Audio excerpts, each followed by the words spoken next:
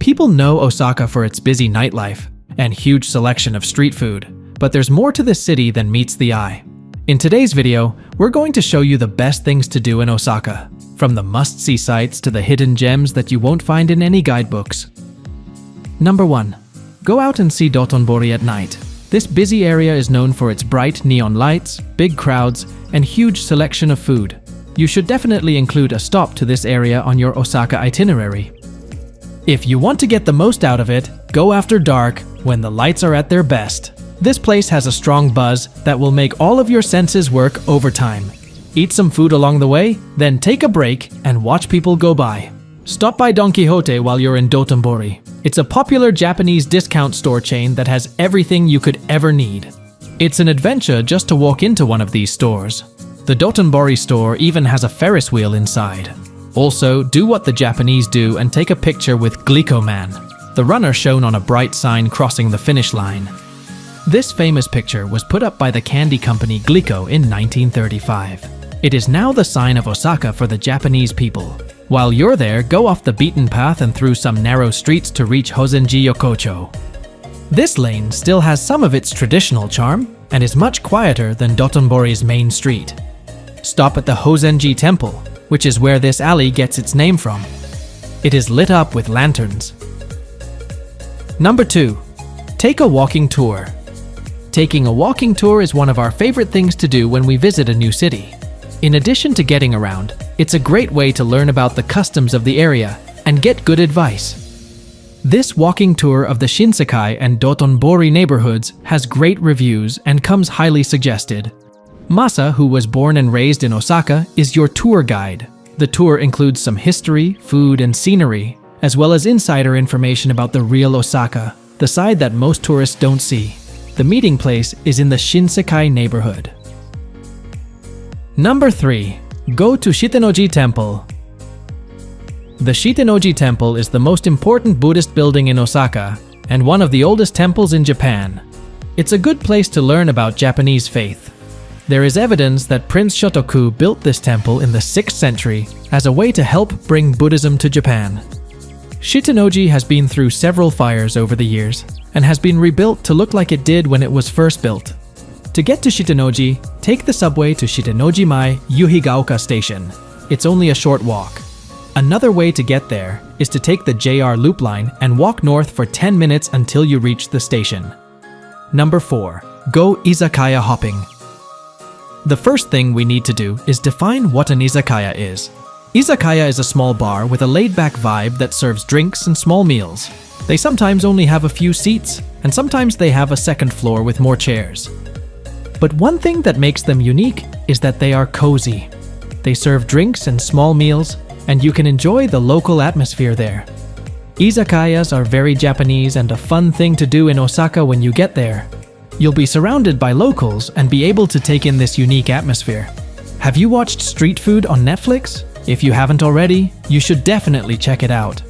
If you have time, go to Toyo, the izakaya that was in the show about Osaka. It's best to get there early because they serve seafood meals like tuna cheek, crab, and fatty tuna rolls. We've been told that the tuna cheek usually goes away in an hour. Another reason to go is that the owner is lively, funny, and friendly. Toyo is in the Miyakojima neighborhood, which is northeast of the city center. It's right off the JR Tozai line, which is helpful if you have a pass. Number 5. Check out the teamLab Botanical Gardens. You've heard of Tokyo's teamLab Borderless, a very famous digital art museum. What if we told you that you could experience the teamLab magic in Osaka? They opened a new show at the Nagai Botanical Garden in Osaka in July 2022. Digitized Nature is the name of the project that looks into the idea of using digital technology that doesn't hurt plants to turn nature into art. This is one of the coolest new things to do in Osaka now that tourists are back. During the day, it's a botanical park, and at night, it's an art space. For more information, visit their website and buy your Skip the Line ticket online ahead of time. Number 6. Take a trip to Minoo Park. Minoo Park is a nature lover's paradise, just 45 minutes north of the city center. This park is a popular place for couples and families to get away from city life on a day trip from Osaka. It has a paved road that goes through forested mountains and ends at a waterfall. It takes about 45 minutes to walk to the waterfall, which marks the end of the road. The path is mostly flat. Several bathrooms and food stands will be set up along the way. Minoo Park is in the mountains, not far from Osaka. It's a quick and easy way to get away from the city and enjoy nature. Number 7. Play Pachinko. What if a fancy slot machine in Las Vegas got drunk and made friends with a pinball game? Their child would be Pachinko. You can find these famous Japanese arcade games all over the country.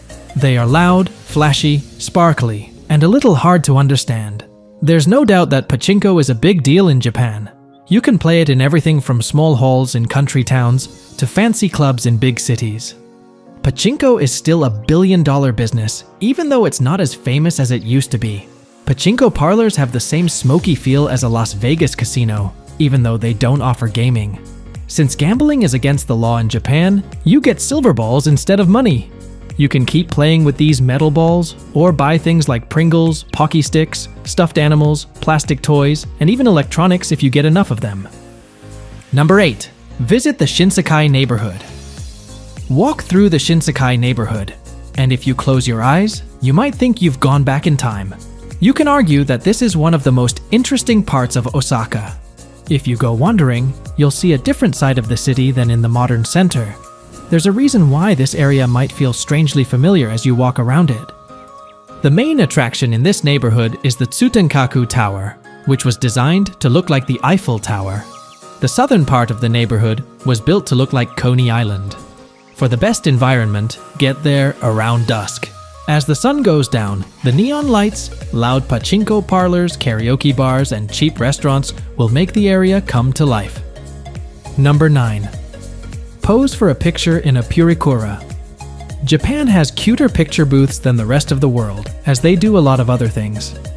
Photo booths in Japan called Purikura don't just print out a strip of 4 pictures and be done with it. That's not right. They go even further. You can pick your favorite pictures and use effects to change them all. You can change the size of your eyes, nose, or anything else you want. Put on stickers and makeup until you're done or the timer goes off. Yes, this whole thing is timed, so it's part of the fun to rush to finish everything before the time runs out. You get a fun gift at the end. If you're going with a partner, you might want to go back in again, so you can each get a copy. Just keep in mind that the photos print out pretty small, and you'll only get one. Number 10. Visit the Osaka Castle. The Osaka Castle is one of Japan's most famous sites and a must-see for most tourists. It is right in the middle of this busy city. You have to cross not 1 but 2 moats to get to the castle grounds, which are free to look around. There is a 600 yen fee to get into the castle. The inside has been turned into a museum, which we didn't think was very interesting. The viewing deck on the 8th floor was worth the 600 yen price tag for us. It has nice views of the city in all directions. There are a lot of people who love to see cherry blossoms in the spring, and the Nishinomaru Gardens are right next to the castle. There are also nice views of the castle and a lot of green space that is nice all year. The Miraiza building, which is next to the castle, has shops and bathrooms. The Bluebird's rooftop terrace is on the top floor and has a great view of the castle. Getting in costs 1,000 yen, which gets you a free drink. You can also get in for free with an Osaka Castle ticket, or a receipt from one of the stores in the building below the restaurant. All you have to do is buy 1 drink, which costs 500 yen. We hope you enjoyed exploring Osaka with us today. Which of these activities are you most excited to try? Have you been to Osaka before? Share your thoughts and experiences in the comments below. Make sure to like this video and subscribe to our channel for more videos like this. Thanks for watching.